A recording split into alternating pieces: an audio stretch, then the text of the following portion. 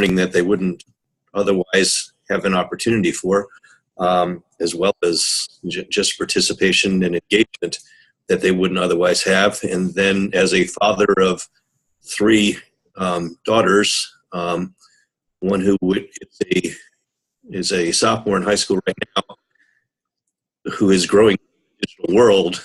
I mean, it amazes me. Authors like Lois Lowry, who wrote The Giver, The Messenger, The Gathering Blue, those things.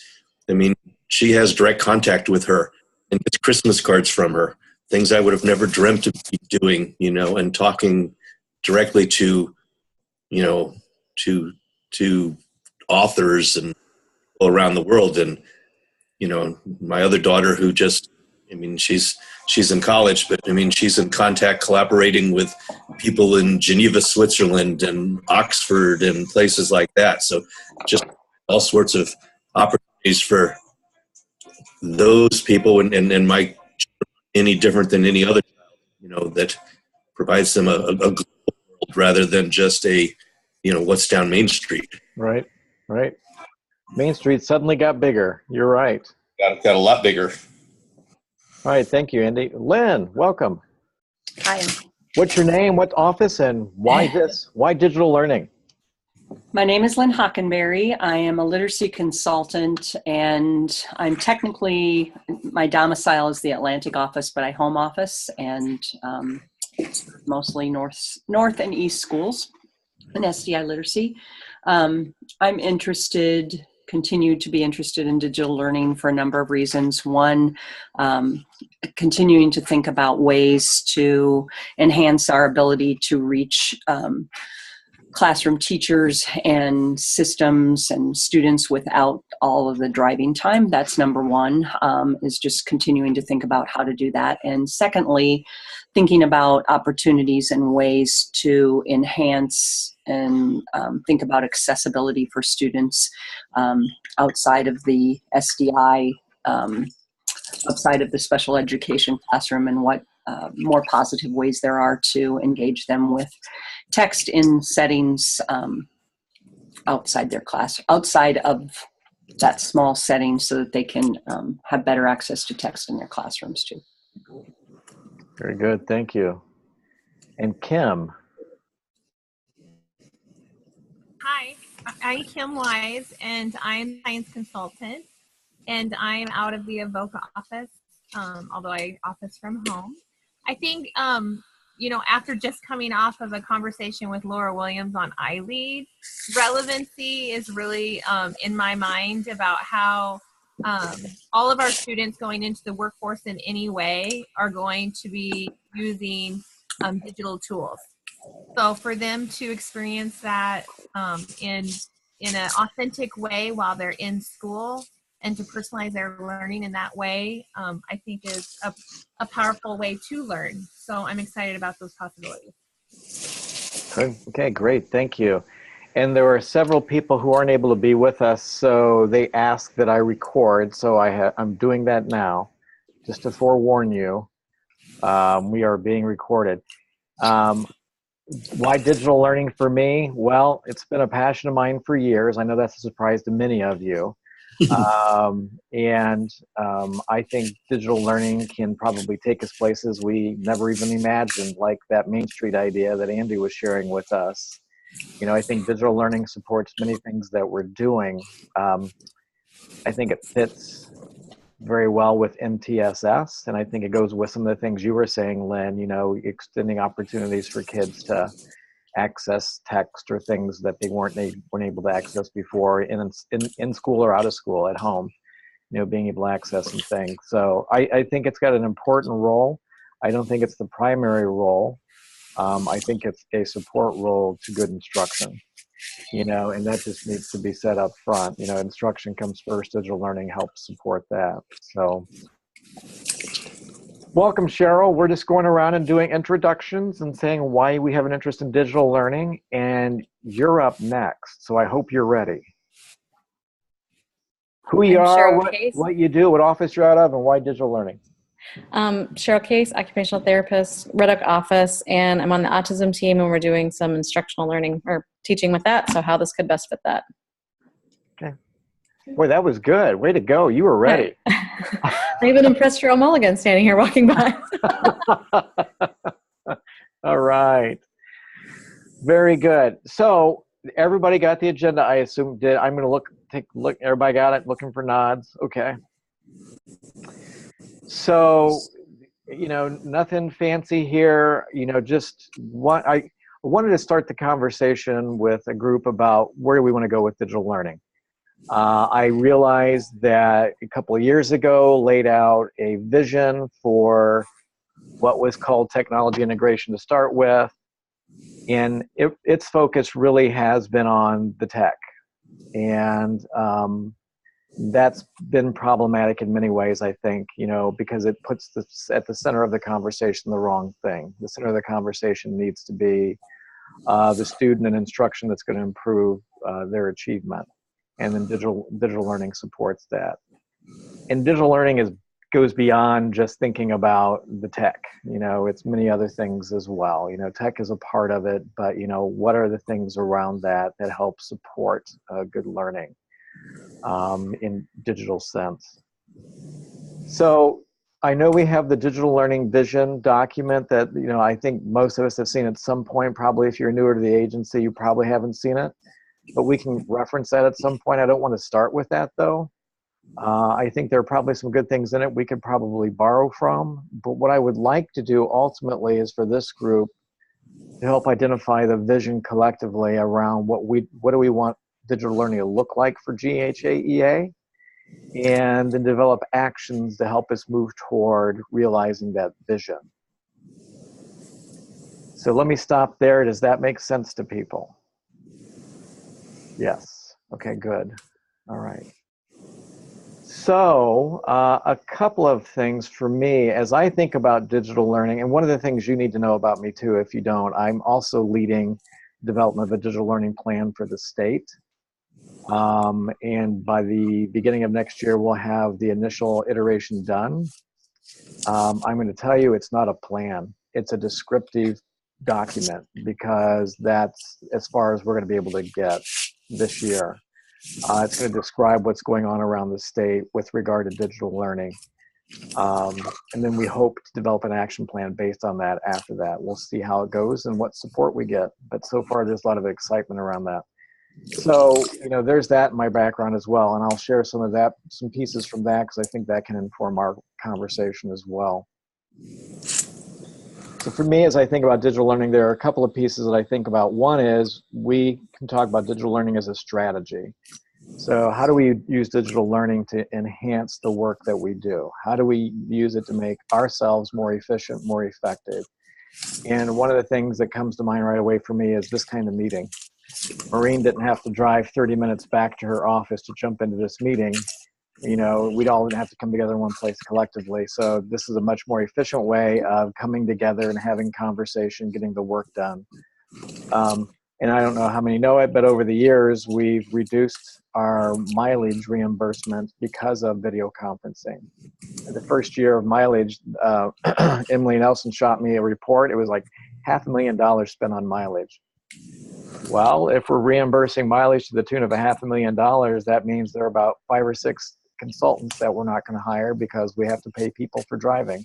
So we actually nearly cut that in half, and it's edging back up again this year, and we're looking at why. But so if we can save money on something like that and put it into other things that are going to have a greater impact, then let's do it.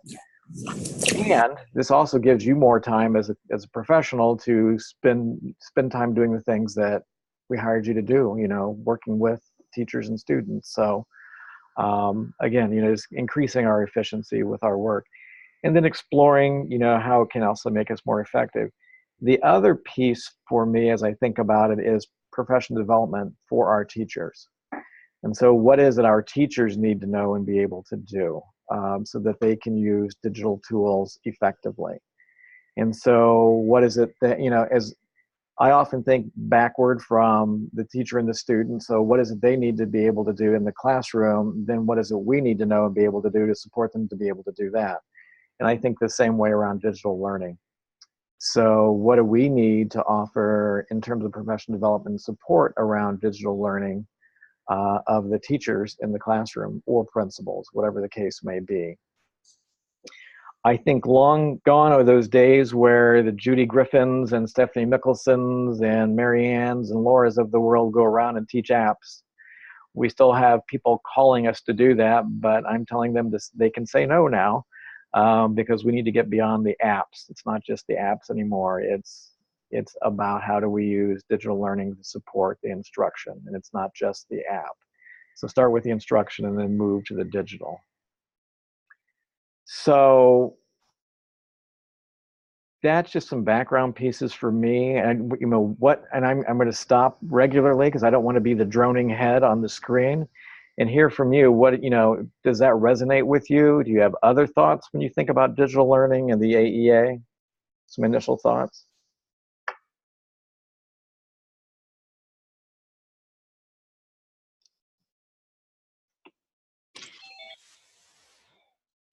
Something that I think about, and you kind of address some of that, it's not just, you know, something for the students. It's not just what do I need to do so the students know how to do the digital learning, or, you know, it's what do I need to know to do the digital learning for the students, but not only that, but my own professional development, what, you know, digital learning looks like, so I can learn, not only the students learning and how I can help them learn, but I can learn from that as well. Sure, absolutely. Thank you. And welcome, Denise. Other initial thoughts?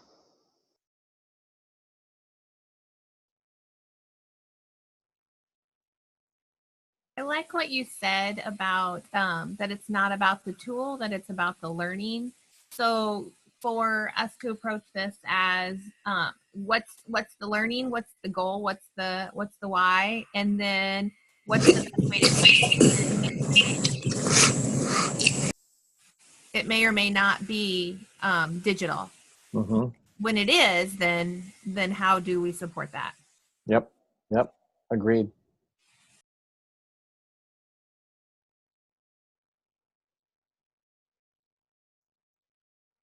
Okay. Anybody else? Well, I think one thing we've been talking about with our math team too is that different students also need different approaches. You know, one way to differentiate instruction, we were talking a lot with our SDI team that sometimes the students need practice. But then again, we also need the teacher to be able to provide the instruction in a variety of ways, and technology allows us to do that. But teachers have to understand that it's not about just finding the right app, that it's about changing the whole culture in the classroom. Yeah. Thank you.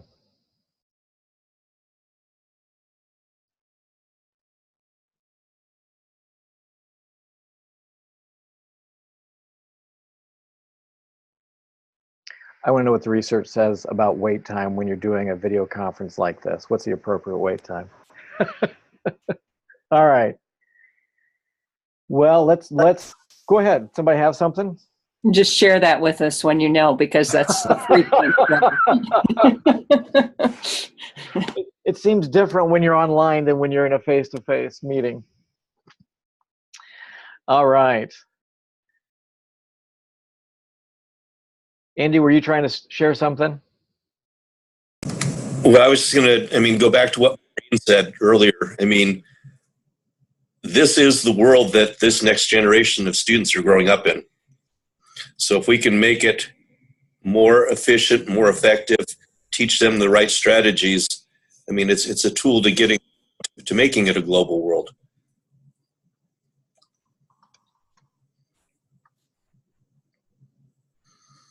Absolutely. I have 5 children, and I shouldn't be calling some of them children anymore, young adults. And it's just fascinating to me. I have one who will write a paper on this, go read a book on this. And I have a daughter who won't touch this other than to Snapchat a friend. It's just very interesting and fascinating, because you know, we talk about that generation being different, but within that generation, there's a lot of difference. So Yes, there is. it's just interesting. But yeah, I mean, you know, and even though my daughter is probably not where that son is, you know, she is exposed to digital tools all the time and expected to know and use them on a daily basis. So, Well, and I think in Iowa, we're unique as a state, and David, you probably have better perspective of this, you know, but when I talk to my brothers in New Jersey and Connecticut and places like that, they're not one-to-one computer states at all. I mean, you know, they may have a couple computers still in their classrooms, but they don't have the digital access that many of our students have here in the state of Iowa. yeah, yeah. Yeah, we've been very fortunate in terms of just, I mean, the support for moving that forward. Unfortunately, you know, the first wave was about getting, everybody got the one-to-ones, you know, the devices, you know, and so, Right. and then I had superintendent tell me not long ago, we're thinking about not re-upping our one-to-one. Why not? Because we're not seeing an impact on student achievement. I'm not surprised because there was no PD that went with it. Exactly. Yeah. I mean, it was getting them the devices, but not teaching them, you know, yeah, how to use those efficiently and effectively. Right, right. So I hope we can help solve that, some of that for them through some of the work that we do and through some of the work that I'm involved with at the state. So I want to jump into why focus on digital learning. And by the way, I need, just as an aside, the agenda that I shared is also a place we can take some notes. And this is a community document. I would say if anybody wants to jot some note in there, please do. Well, everybody's welcome to contribute. Don't hold back. So why focus on digital learning? We've talked about that a little bit, and I'm just, you know, also reflecting on the two pieces I had you read. Let's capture some of these ideas here as well. So what are some of the things that resonated with you in the article and or that we maybe talked about already? Why focus on this topic?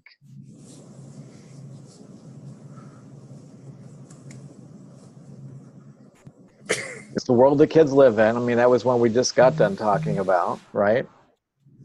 It's their world, it's our world.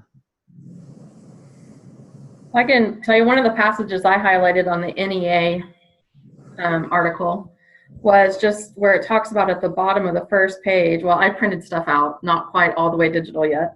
I'm with you. Still like to use my highlighter. It talks about how all educators should have access to relevant, high quality, interactive professional development. And I think that's key because not only do they need to know, one, how to use the computer, how to use even things like Google Docs, but even like, what is this even going to look like in their classroom? There's such a comfort zone issue of stepping outside your comfort zone, especially when it comes to that classroom management piece. What is this going to look like when all the kids are on their devices, especially in a math class? What is this going to look like? And so the teachers have to have that interactive development where they are experiencing what the kids will experience. Maybe they have an opportunity to talk to mathematicians at universities and different things like that, but the teacher has to have those connections as well as feel comfortable using those in the classroom. Sure.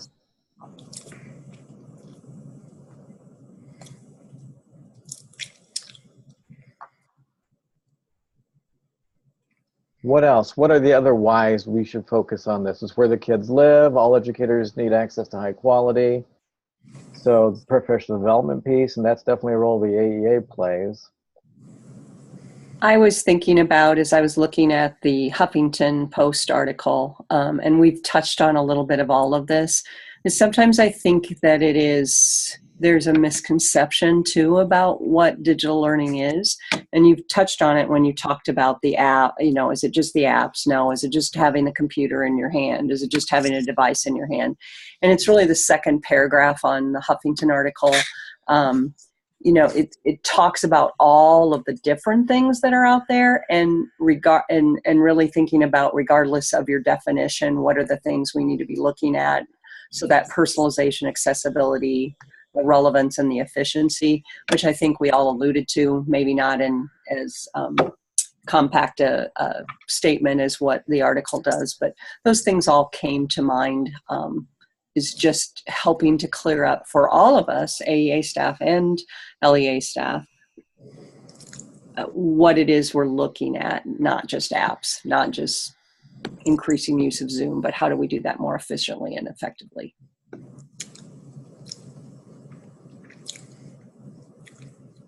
Thank you, Kim, for taking some notes.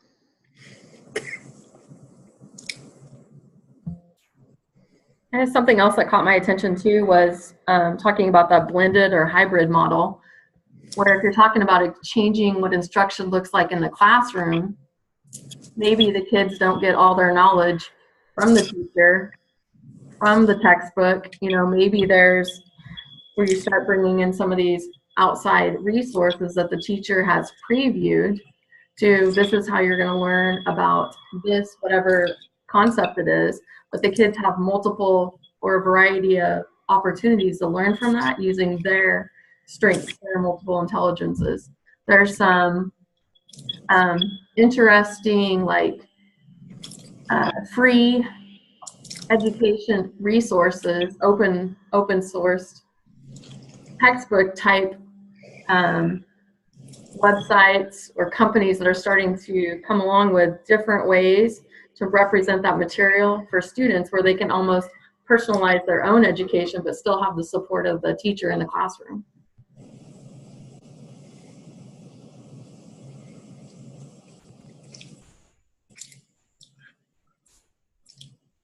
Again, kind of some personal experience too, especially in the math area, since I have a daughter who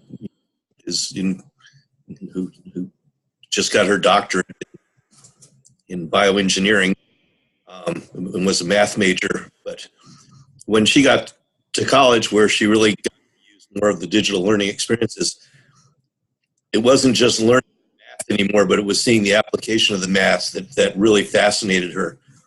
And I think that's one thing that's opened up in digital learning. It's not just learning how to do the math, but seeing how it applies to real life situations. And I think that's, and obviously that's not exclusive to just math. It can be in any area, but in her case, it was definitely math, and her love for mathematics just blossomed once she saw the application of the math that she had learned.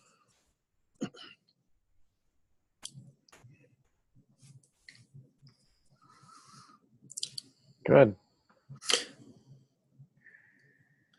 I think that's the other thing about the digital learning too, is it opens, like we talked earlier, or I said earlier, it gets people beyond just their communities.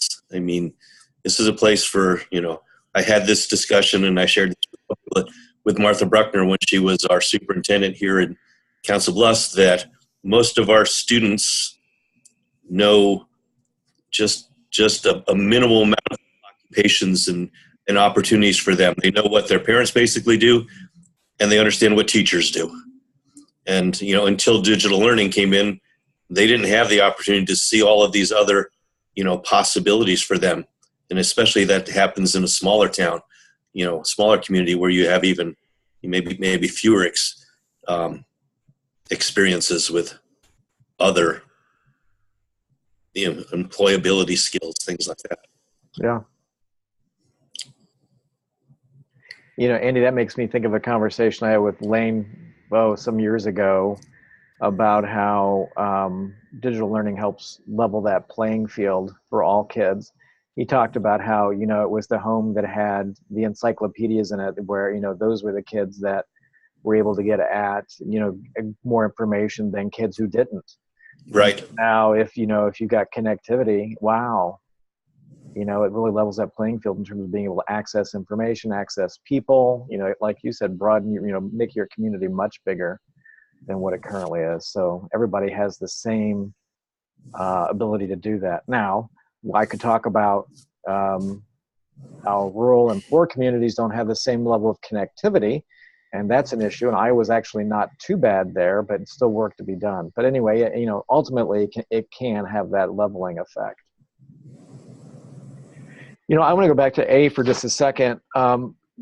I read an article by the Organization for Economic Development, an international organization, and it looked at nations in terms of where their people were relative to being ready for the digital world, even, and they did some very low level stuff, what people need to be able to do.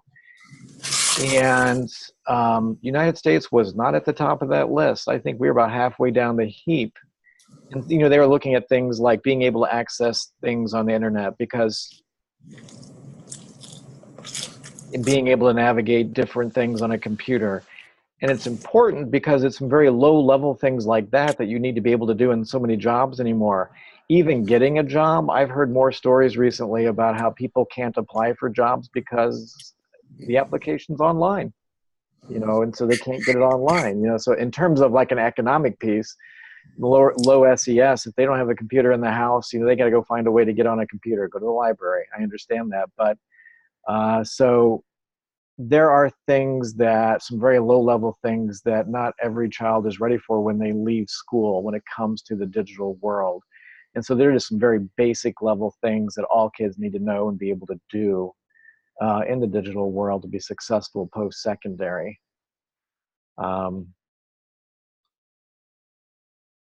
Yeah. Other thoughts? Why digital learning? And what you might find is I could probably ramble on about this a long time. So if at some point in time I'm rambling, somebody feel free to say, hey, David, you lost us.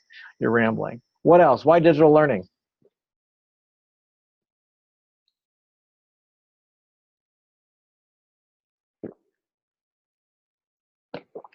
Maybe it's just the question of why not? I mean, Yeah. Why not try something, and I think about, some of those smaller school districts or ones are like, oh, or, grandma and grandpa, oh no, I can't even run a VCR, let alone, DVD or DVR. And, that type of, well, guess what? Everybody can learn something new. Mm-hmm.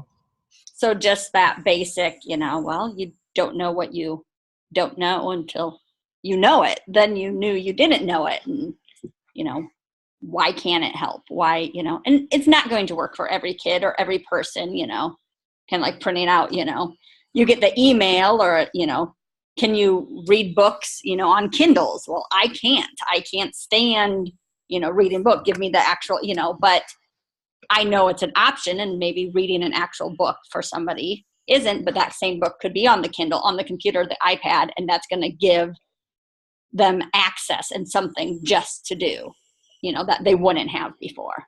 Right. I like that. Why not?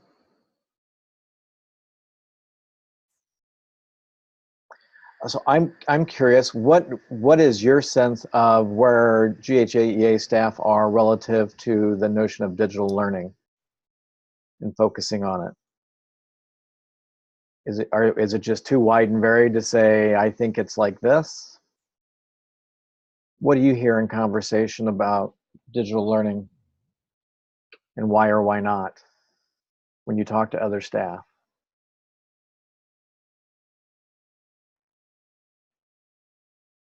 I think there's an initial hesitancy because it was about the apps for a while, or it was about the program for a while instead of the teaching and learning.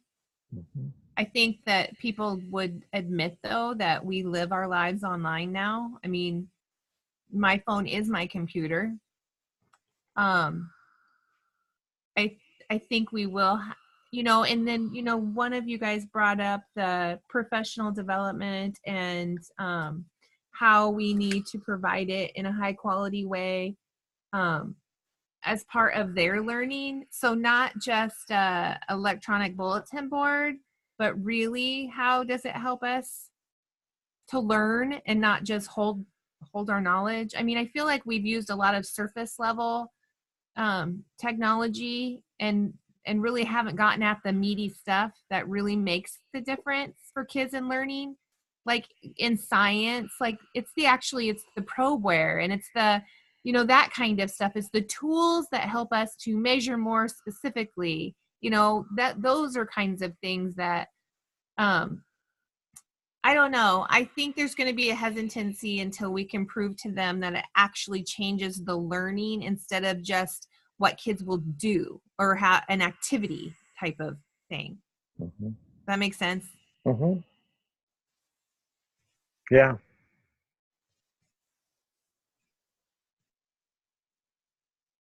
Thanks, Kim. And others, what else are you hearing?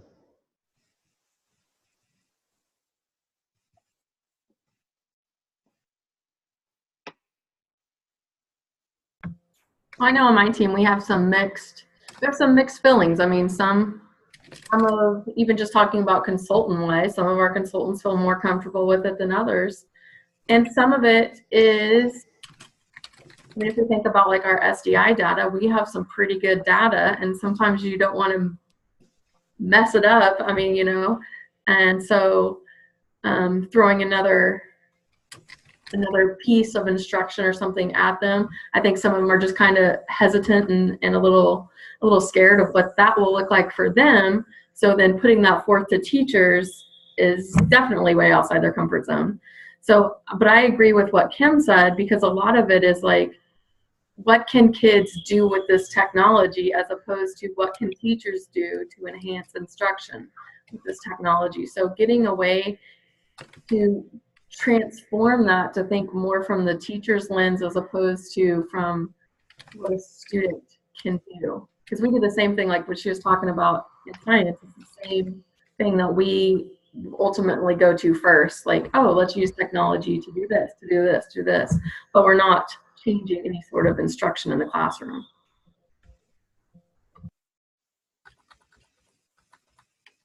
Good.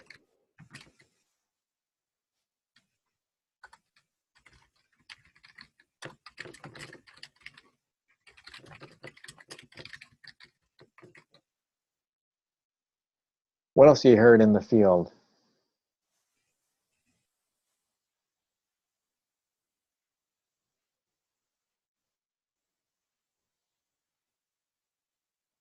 You know, there is nothing better though than when someone shows you a trick that makes your life easier. Right? This is true. So I think that's kind of the stuff that we're looking for, like things that really aren't super complicated that help us in some aspect of navigating our world. And same with the kids, right? That they are so tech savvy and so like open to technology that they're not easily convinced either. They don't want to do technology just as busy work or Right. a way of the teacher not having to teach the lesson. I mean, they are skeptical. They're skeptical consumers. That's a good way to put it, skeptical consumers. I like it. And then also I was thinking, I was in a classroom the other day, and this teacher chooses not to use technology, you know, kind of talking to him about maybe why that is. And he was thinking about, what do I do when kids don't bring their device, when kids don't charge their device the day before? So I think we also have to have some sort of help for the system as a whole. Like what is the process if a kid doesn't bring their device? I mean, how do they participate in class that day or whatever it looks like? So having some sort of support for that teacher in those what if cases, I think would also help to alleviate some of their fears. I'm going to piggyback on that, and it came from the NEA article too. Sometimes because of inappropriate use of their device at school, even a one-to-one, they may get it removed from them. And, you know, I was reading a note up here that said use of virtual learning should not be considered a behavior consequence. And so I get why that happens sometimes.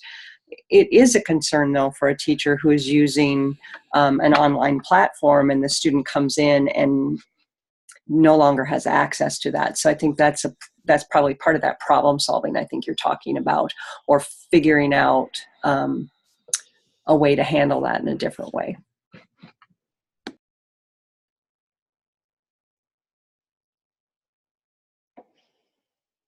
Some things I have heard, there's just so much out there. Where in the world do I start?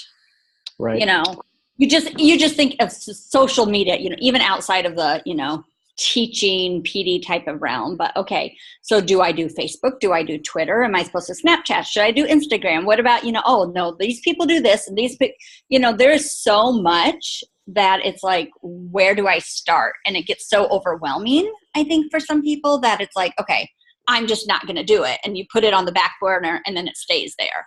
You don't, take that extra step just to learn one little thing. So providing some guidance for that, hey, take attendance on your computer, where you used to, do that. Just those little steps, to get into the big mix, instead of, Well, here it is, just do it. Right. And it's interesting because all of us have, because of my passion for it and because I'm an experimenter, just give me something and get out of the way. Let me try. I'll play. And then it drives my wife crazy because, she'll me the one thing I need to do, and I'll pick up the remote control for the TV. Well, if you do this, you lost me at that, the first one, I don't want to do that. I just want it to work for me. And so I have to often back myself up and say, okay, not everybody's in that same place. Not everybody wants to learn about it like that. They just want it to work and to do what they want it to do. So, taking that into account as we work with people, I think is important. They just want the answer and I know we just can't give them the answer, but they have to be able to think about it, but not to the same depth that people like me who are in a different place and thinking about it. So working with all, wherever they might be. Well, I think too, it's looking at roles too.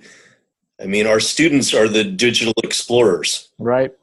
Often our teachers are the ones that just want to know what, how to turn it on, how to turn it off, and, how they might use it in the classroom, while the kids are the ones, because they're growing up with it, that are looking at, all the possibilities of, each of those applications or, whatever. And often it's, the teachers need to realize, who it is they can count on in the classroom to help them with that next hurdle and step. Right. For sure. So it's not just a top-down education anymore. No. The students need to be partners in their learning, don't they? Well, I mean, they're growing up in a digital age, and they're often knowing more. What's the latest? We've gone from Facebook to Snapchat, or to Instagram to Snapchat, to what's the next thing that they're using.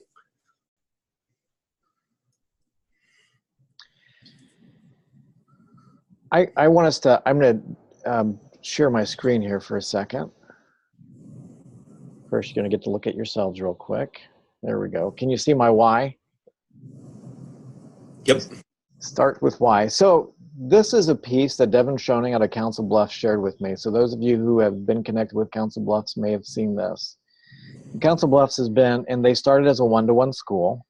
And I think they've been recognized. I know they've been recognized even nationally as kind of helping to blaze the trail of one-to-one and digital learning. They were a school that got highlighted in the Iowa Public Television video series. I don't know if you've seen that or not. I can share that link with you. They interviewed Devin Schoening. They interviewed Dave Fringer. They interviewed a teacher. Milo the robot had an appearance in that. So just, they have really tackled and trying to tackle the digital learning challenge. And they will openly admit that, there's still a long road to go down.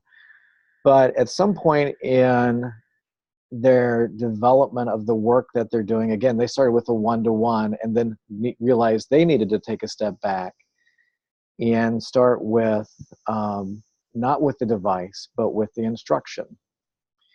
And so this is this is actually a poster that I understand they had up. I don't know if they still have these up around buildings or not. I haven't been over there recently. but starting with the why of digital learning. Now, I would say just looking at it, sharing it with you, it starts with technology integration. My guess is they would probably change that now, given conversations I've had with them recently, and would, focus on digital learning and not just the technology. But, they do want to focus on the student learning success, because Devin, when he shared this with our administrative team, talked about what are the learning experiences we want our students to have. And so they dug into the why and got, across, as I understand it, got a group of folks together that represented different stakeholders and asked the question why. And they came up with 4 whys for Council Bluffs. And the way they use these, one, they put up on the wall, here's our whys for going here, but also to have conversations with people about, this is why we're digging into this. This is why this is important.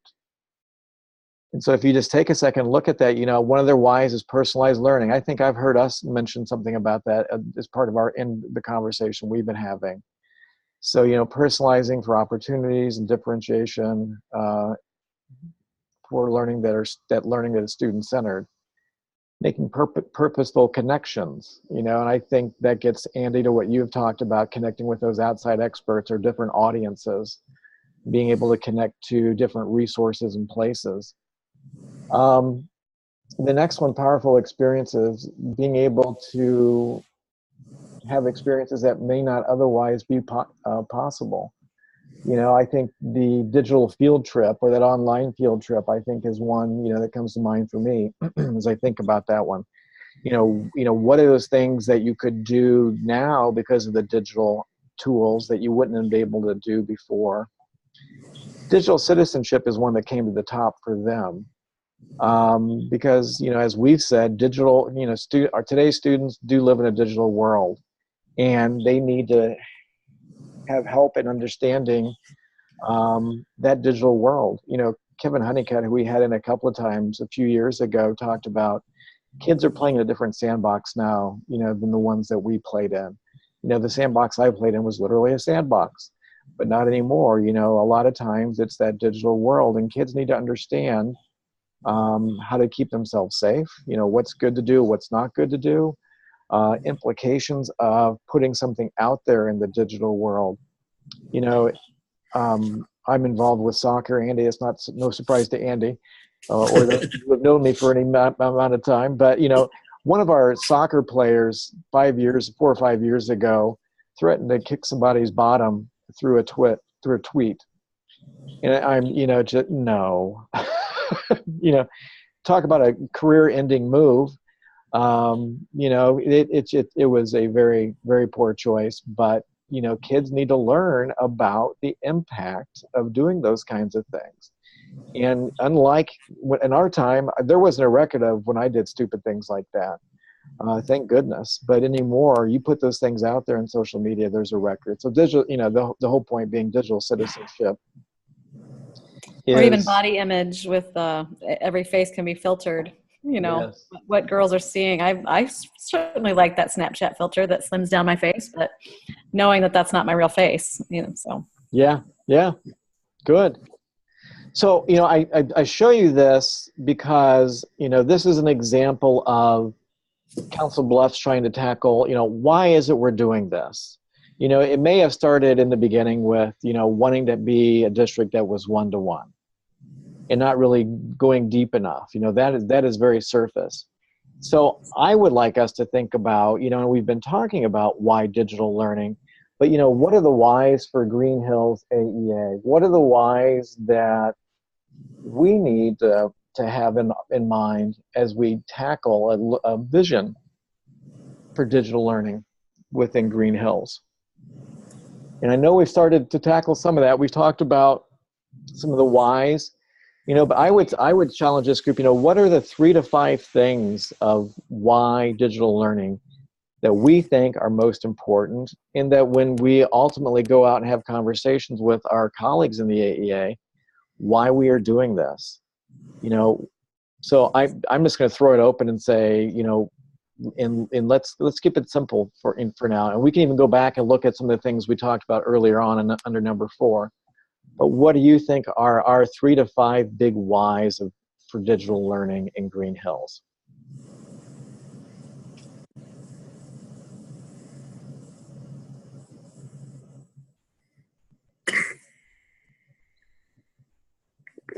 Kind of a very general, I mean, overall, just to increase learning, whether that's the students learning, you know, our own professional learning, the teachers learning, just that very general increase it, you know. Okay.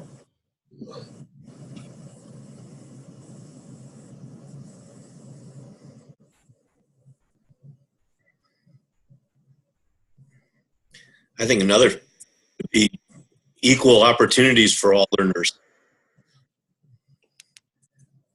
You know, somebody in one of our smaller districts has the same opportunity as somebody in our larger districts to access the same learning. Yep. Or each of our professionals.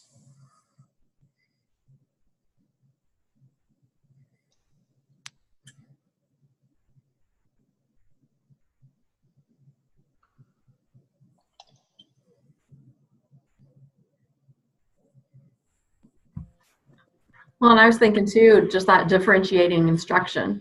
I like that equitable piece too, though, ensuring that small districts and large districts all have the same access to technology as well. You read my mind. I was just about to say that. It's not only equal opportunity, but it's the differentiation piece within classrooms.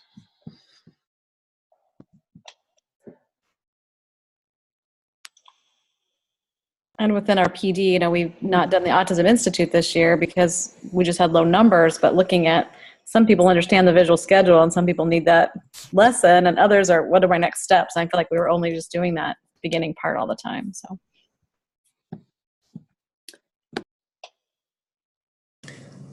So Cheryl, you were saying,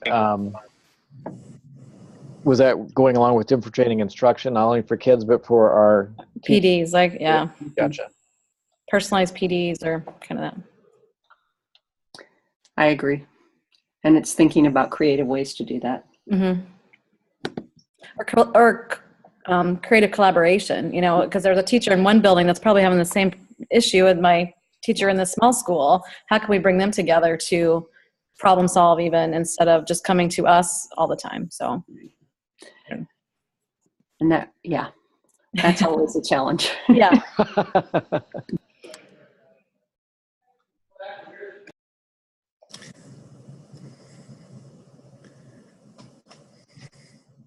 Good. What else? What are the 3 to 5 big whys for Green Hills? Well, I think Cheryl's connectivity there was a good one. I didn't think I guess I could have typed that in. But I go back to Council Blessing number 3, powerful experiences. I mean, I just look at some of our students and, you know, I'll give a couple real life examples here too. And when my daughter was playing softball at Thomas Jefferson High School, given some connections, I had the opportunity to take the entire team to Wrigley Field after one of the seasons was over. And as we crossed the Mississippi River, of the 22 kids that we took to Chicago, only 2 had been in a state other than Nebraska or Iowa. So they had never experienced going to Illinois, let alone Chicago, let alone Wrigley Field or anything like that. And then just a couple years ago with my youngest one, they had a day off from school, and I took them down to the University of Nebraska to their natural history museum. And of the 5 kids we took down there, my daughter was the only one who had ever been on a college campus and the only one who had ever been to a museum. You know, so it opened my eyes, you know, to the lack of opportunities some of our students actually have.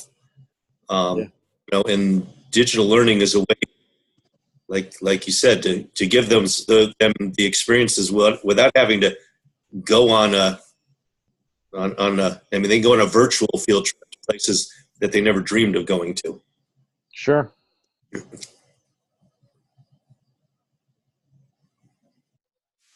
My kids were dissecting frogs before they got to high school because of, oh, what was it called? Frog guts? It wasn't the same as a real frog, but, it was, a way of approximating anyway. That virtual laboratory right there. That's just, Yep. yeah. I mean, yeah. Absolutely. I guess for me, that last one about the digital citizenship needs to be concerning to me, because I think all of the stuff that we've talked about is so important, and we embrace it and we allow students to participate in. I have seen some students have some pretty serious consequences for things they've done digitally. So that is concerning, that we're providing support so students understand how they respect that digital experience, because it can really ruin a life. It can. And I'll piggyback a little bit. I was thinking the same things that Maureen was, but as well as and I kind of want to say sadly to say, but as well as the adults, the teachers, understanding that digital citizenship as well. It's not okay for you as a teacher to text the student, or there's those extremes, but you're like, oh, are you Facebook friends with your students or are you not?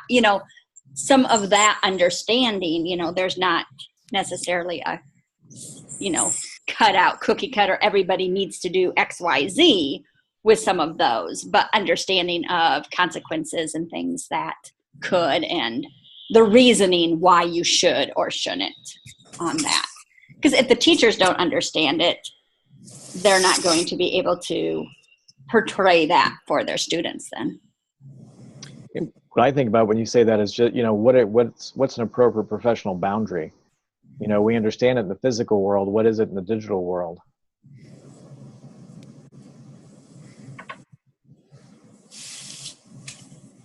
Well, and I was thinking too, along those lines of, there also has to be like a protective atmosphere that goes with that too, like what the platform's going to be like. Are you going to use Google Classroom where you can communicate with the teacher, but in such a way that it's a safe environment, and the kids aren't Facebook friends with you or whatever else, but you do have that open communication, and you have a way to share those documents, to give feedback, to get feedback back from the kids. So there has to be some sort of platform for that to happen. And most often, it's Google Classroom, or there's some other Schoology and some other resources along those lines as well.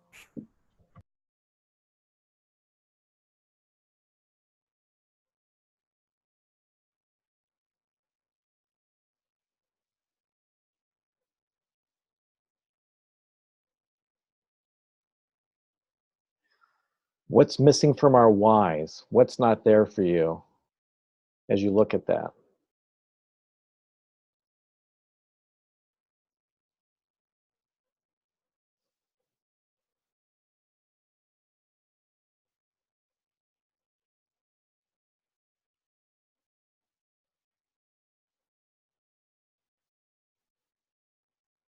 If you think about your colleagues that you work with, what are their voices telling you in your head? What can you hear them asking about or saying?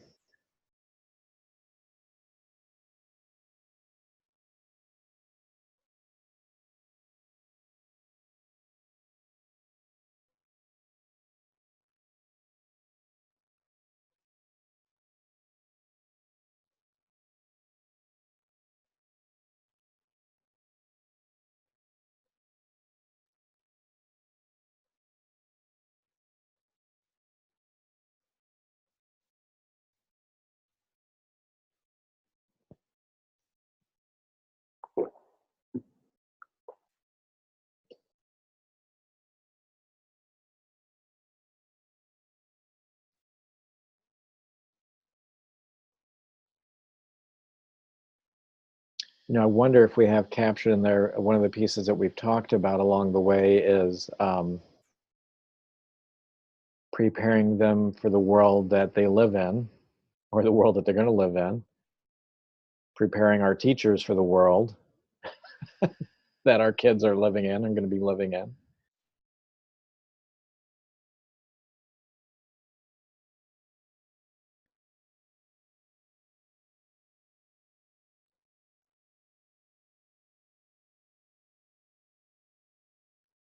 And I think, I think that was one of the lead-ins that somebody shared as well. You know, it's the why should we even talk about this as Green Hills AEA? It's because it's the world our teachers live in. You know, so.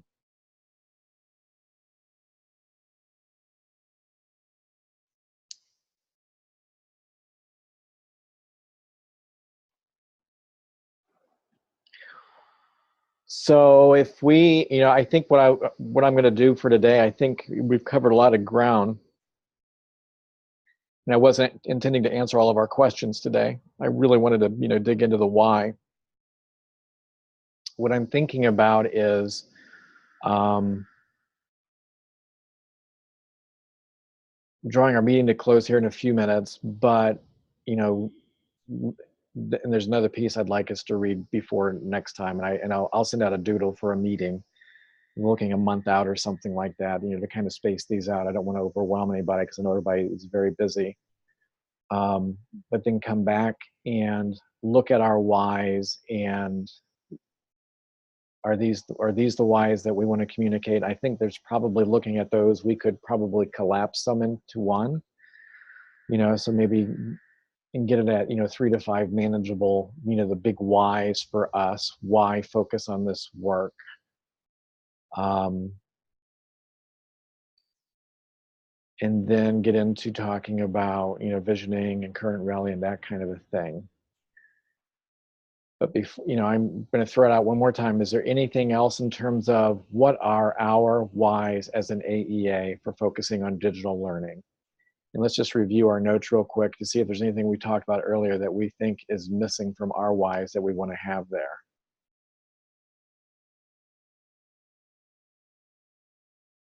You know, I think one of the things that resonated from, and it's in here, it's just not stated in these terms. One of the things for me that I'm a big supporter is there's an equity piece here. And there are many types of equity we could talk about.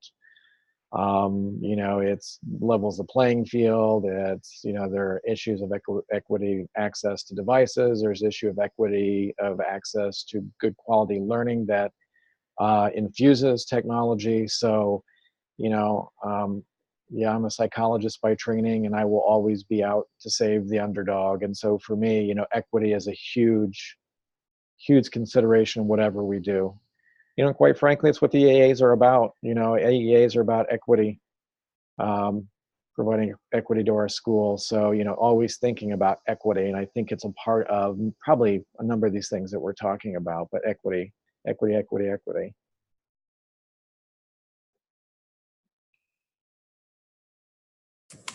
And I think that's part of what I was talking about in number 2 there, you know, the equal opportunities for all. Yep. I mean, looking at all of those things, which is one thing, you know, living in Council Bluffs,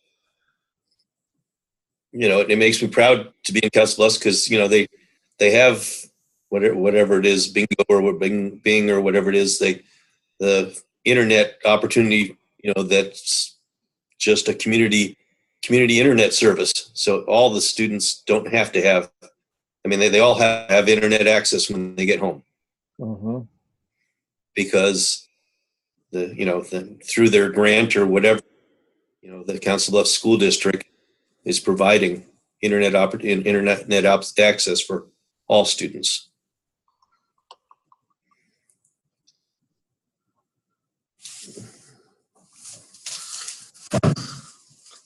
Okay, are we missing anything else for our whys?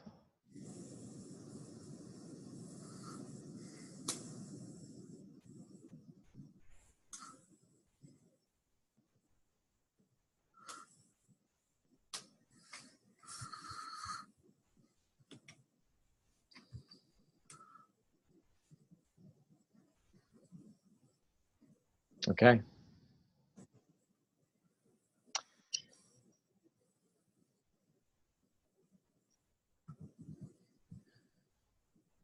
All right. So I think we've had, I don't know how you feel, I think we've had good conversation. I want us to continue to tackle the whys, and we'll come back to another meeting to do that. There'll be a piece. There are one or two things I'd like to share. But let me step back and say, I don't want this to be about just David driven. I want us to be about a group working together on this. And so is there something that you've read lately that maybe you would like to share that might help us get at our whys, surface our whys? Well, I was, as we prepared for this, I was thinking that the NETA Spring Conference is coming up here soon, and it's in our backyard in Omaha. And if this wouldn't be the group, for everybody to have an opportunity to go see what's happening. I mean, granted, it's in Nebraska, but the iTech conference I don't think is nearly as encompassing as the NETA conference. I would agree.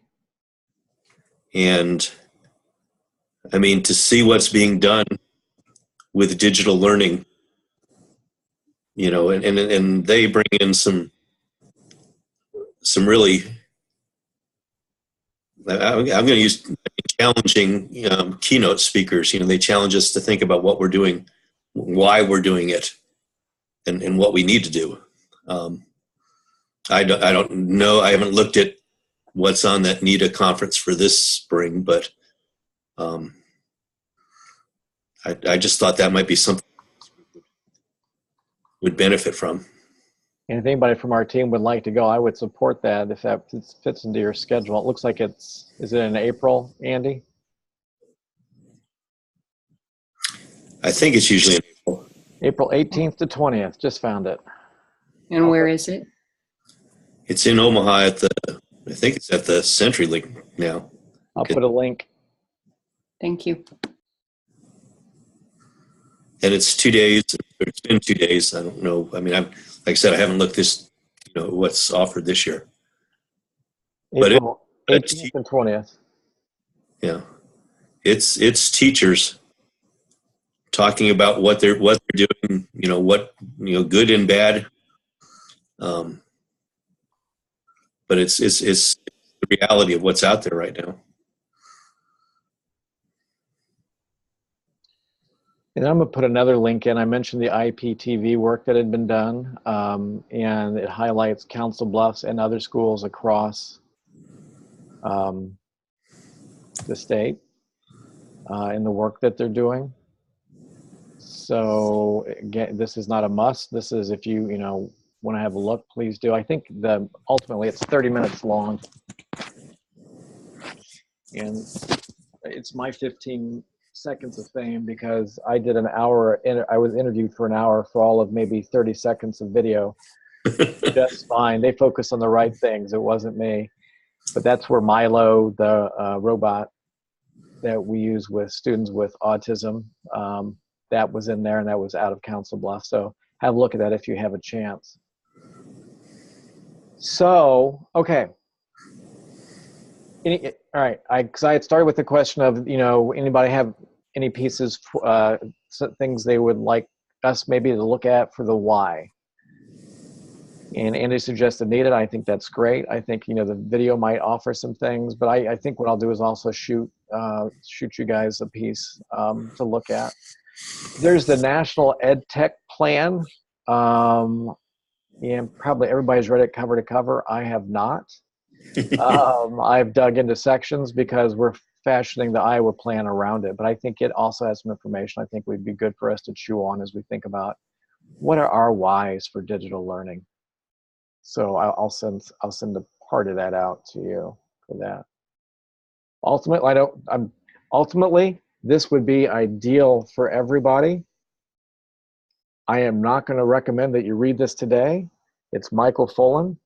If you've read Michael Fullan before, you got to read it slowly and use a highlighter.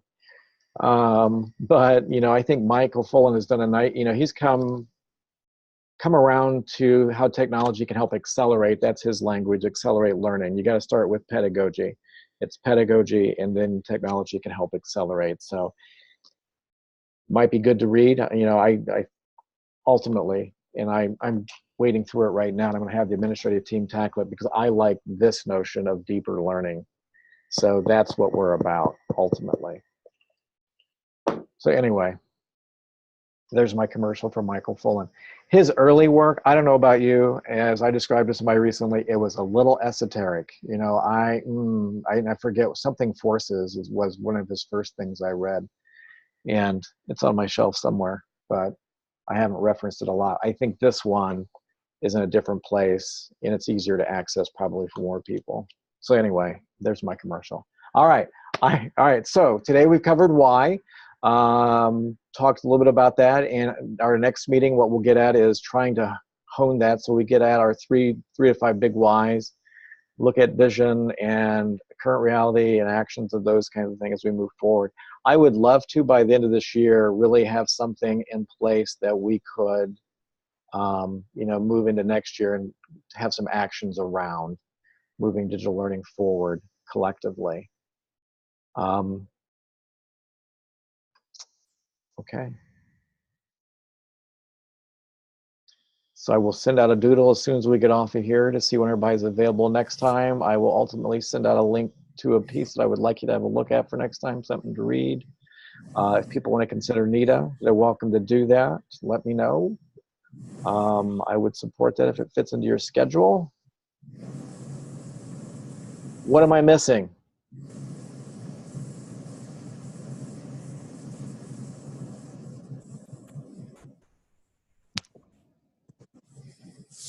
Okay.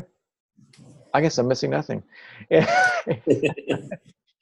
That I'm missing so much, nobody can begin to identify.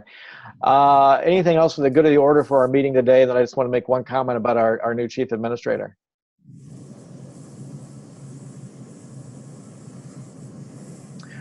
I have reached out to her. She and I will be getting together and having conversation about beginning to plan for next year.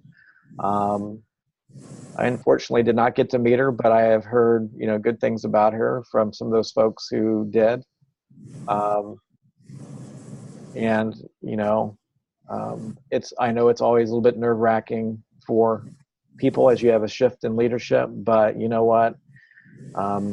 We were nervous when we hired Lane, and Lane came in, you know, what's it going to be about? And I understand some staff are nervous now with our new chief, but you know, I think we'll all be good, and I think she will provide us a new set of eyes, which is great, you know, and provide us new learning opportunities as we move forward. Her email back to me, you know, we communicated back and forth, was very much focused on students and improving learning, which I thought was good, because you can have conversations with some leaders, and even though that's what they're about, it's not there. But it was very much in her communication to me. So that's outstanding. All right. Thank you very much for your time today. Thank you. Stay warm today. Thank you. Have Thanks, a good rest of the everybody. week. Bye.